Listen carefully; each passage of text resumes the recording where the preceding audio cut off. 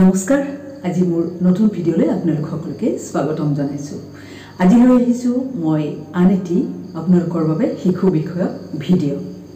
মই এগৰাকী special educator আৰু চাইল্ড কাউন্সিলৰ হিচাপে আপোনালোকৰ সন্মুখত আজি এটা শিশু বিষয়ক ভিডিঅ' লৈ। এতিয়া কথাটো হ'ল আজি মই লৈ আহিছো প্ৰি ৰিডিং স্কিল।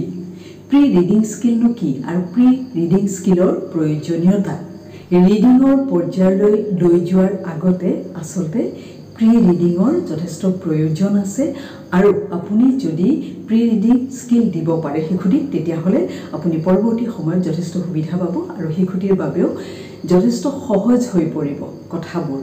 এতিয়া প্ৰি ৰিডিং স্কিল বুলি ক'বলৈ যাওঁতে আপোনালোকে এটা কথা মনত ৰাখিব যে বিদ্যালয়লৈ যোৱাৰ আগৰ সময়খিনি অৰ্থাৎ 3 বছৰত আপুনি বিদ্যালয়ত শিশুটিক নামভৰ্তি কৰি দিব আৰু তাৰ আগতে আপোনাৰ ঘৰত কৰিবলগীয়া প্ৰি ৰিডিঙৰ বাবে স্কিল মানে প্ৰি ৰিডিঙৰ বাবে আপুনি কি কৰিব এতিয়া সেইটো কথালৈ আহিছো। এতিয়া প্ৰি ৰিডিং বুলি কওঁতে আসলে প্ৰথমতে শিশুক সদায় ঘৰতে ৰাইমছ শিকাব লাগে। ৰাইমছ বুলি কওঁতে আসলতে ইংলিছ ৰাইমছ যদি আমি শিকাবলৈ যাওঁ প্ৰথমতে সকলোৱে কি শিকায় কওকচোন জনি জনি নহয় জানো। গতিকে জনি জনিটো যেতিয়া আপোনালোকে শিকাবলৈ যাব তেতিয়া উইথ একশ্যন মানে Johnny Johnny yes papa eating sugar no papa এনেকুৱা ধৰণে মানে উইথ একশ্যন আপোনালোকে শিকাব আৰু ৰাইমছ যেতিয়া আপুনি এনেকুৱা ধৰণৰ উইথ একশ্যন আপুনি শিকাব অট'মেটিকেলি শিশুটিয়ে আপোনাৰ প্ৰতি আকৰ্ষিত হ'ব আৰু আপুনি যি বস্তু শিকাবলৈ গৈ আছে সেইটো সহজে শিকিব পাৰিব। গতিকে আপুনি তেনেকুৱা ধৰণে ৰাইমছ শিকাব। তাৰপিছত এইবিলাক হ'ল প্ৰি ৰিডিং স্কিল।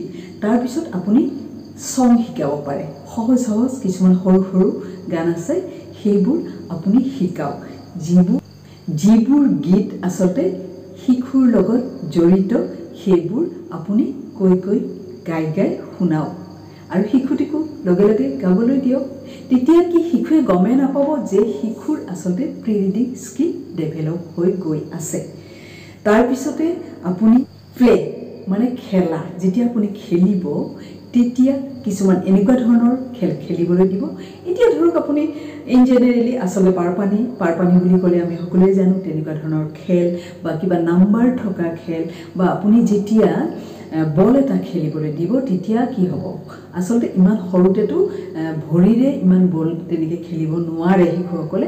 গতিকে আপুনি যদি হাতেৰে খুব আচলতে বলৰো ভাগ আছে সেই ডাঙৰ বলটো নহয় আৰু শিশুসকলৰ বাবে প্লাষ্টিকৰ বল কিছুমান হাততে এনেকৈ দলিওৱাৰ ক্ষেত্ৰত আপুনি ধৰক এনেকৈ দলিয়াই দিলে আকৌ আপুনি ধৰিলে আৰু শিশুটিলৈ দলিয়াই দিলে আকৌ ধৰিলে এনেকুৱা ধৰণৰ কোমল বল তেতিয়া তেনেকুৱা কৰোঁতে আপুনি 1 2 3 4 কিমান হ'ল কাউণ্ট কৰক আপুনিও কৰক শিশুটিকো কৰিবলৈ দিয়ক যে তুমি কিমানবাৰ ধৰিলা 1 2 এনেকুৱা ধৰণে।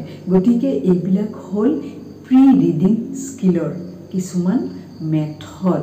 গতিকে আপুনি প্ৰি ৰিডিং এইবিলাক কৰাৰ উপৰিও কিছুমান আপুনি কেনেকুৱা ধৰণৰ চাব দেই আপুনি খেলৰ ওপৰত যথেষ্ট গুৰুত্ব দিব পাৰে। তাৰ ভিতৰত আপুনি লুডু খেলিব পাৰে।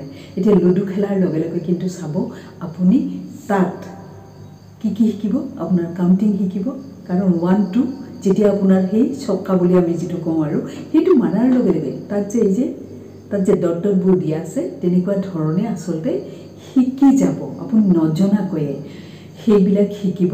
আৰু তাৰপিছত আহিল আপোনাৰ মানে সাংখ্যিক ধাৰণা প্ৰি গণনা। গতিকে সাংখ্যিক ধাৰণাটো কেনেকুৱা ধৰণে আহিব আপোনাৰ লুডু খেলৰ দ্বাৰা আহিলে আপুনি কেৰম খেলক। আচলতে খেলৰ সামগ্ৰী চিলেকশ্যন কৰোঁতে আপুনি যথেষ্ট সাৱধান হোৱা উচিত আৰু এনেকুৱা ধৰণৰ খেলৰ সামগ্ৰী আপুনি ল'ব যিবিলাক খেলৰ সামগ্ৰীৰ দ্বাৰা শিশুৰ বিভিন্ন ধৰণৰ বিকাশ ঘটাব পাৰি। এতিয়া আপুনি কেৰম ল'লে খেলিলে তাৰপিছত আপুনি আৰু পাথৰ শিলগুটি কিছুমান লৈও খেলিব পাৰে আচলতে এইবিলাকৰ দ্বাৰা। আৰু তাৰপিছত এতিয়া গণনাৰ ক্ষেত্ৰত কেনেকুৱা ধৰণৰ আহে চাব বেছি কম চুটি দীঘল এইবিলাক হৈছে প্ৰি নিউমাৰেচি। গতিকে এনেকুৱা ধৰণৰ খেলবোৰ আপুনি শিশুটিৰ সৈতে খেলক আৰু শিশুটিক কিছু আমোদ দিয়ক। এতিয়া শিশুটিয়ে খেলিবলৈ যাওঁতে এইবোৰ একশ্যন ছং গাওঁতে এইবোৰ কৰোঁতে কিন্তু শিশুটিৰ প্ৰি ৰিডিং স্কিল আৰু নিউমাৰেচি ডেভেলপ হ'ব ক'ব নোৱাৰাকৈ। আৰু তাৰপিছত পৰৱৰ্তী সময়ত যেতিয়া শিশুসকলে স্কুললৈ যাব তেতিয়া আপুনি দেখিবলৈ পাব যে বহুত কথা শিশুটিয়ে অলৰেডি যিহেতু শিকিছে, সেই শিশুটিৰ বাবে আন কিছুমান কথা শিকিবলৈ যাওঁতে যথেষ্ট সহজ হৈ পৰিব। গতিকে এইখিনি বস্তু আপুনি কৰক। মোৰ ভিডিঅ'বোৰ চাই আপোনালোকে যদি ভাল পায় তেতিয়াহ'লে শ্বেয়াৰ কৰিব পাৰিব। মোৰ ভিডিঅ'টো এতিয়ালৈকে যদি আপুনি ছাবস্ক্ৰাইব কৰা নাই তেতিয়াহ'লে ছাবস্ক্ৰাইব কৰি থ'ব। আৰু এনেকুৱা ধৰণৰ শিশুৰ ওপৰত বিভিন্ন ভিডিঅ'লৈ মই সদায় আপোনালোকৰ ওচৰত উপস্থিত হ'ম। আজিলৈ নমস্কাৰ।